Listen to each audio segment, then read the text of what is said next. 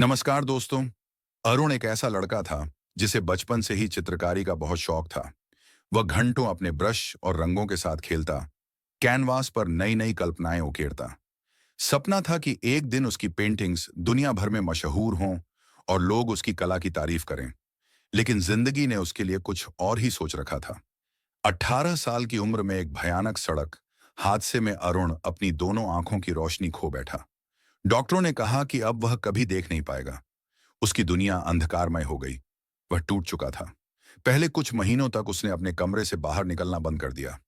उसके painting brush, रंग और कैनवास एक कोने में धूल फांकने लगे। वह सोचता था कि अब उसके जीवन का कोई मतलब नहीं बचा। अरुण के माता पिता और दोस्त उसे लगातार समझाते रहे कि उसकी असली ताकत उसकी आंखों में नहीं, उसके दिल और कल्पनाओं में है। वे उसे प्रेरित करते रहे कि अगर वह चाहे तो बिना देखे भी अपनी कला को जिंदा रख सकता है। एक दिन उसकी मां ने उसका हाथ पकड़कर कहा, बेटा, अगर तुम्हें अपने सपने से प्यार है तो तुम्हें इसे छोड़ना नहीं चाहिए। देखने से ज्यादा जरूरी महसूस करना होता है। ये शब्द अरुण के दिल में उतर गए। उसने खुद को संभालने का फैसला किया। अब वह अपनी उंगलियों से रंगों को पहचानना सीखने लगा।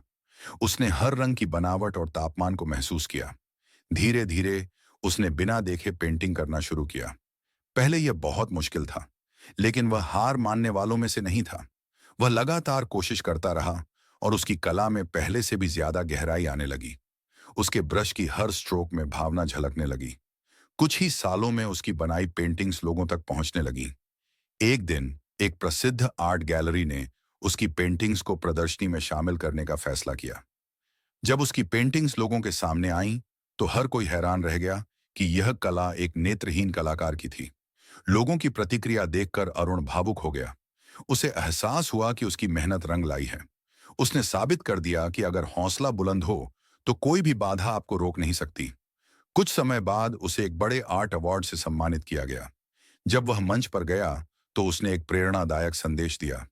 सच्ची कला देखने से नहीं, महसूस करने से आती है। अगर आप कुछ करना चाहते हैं तो आपको खुद पर विश्वास होना चाहिए।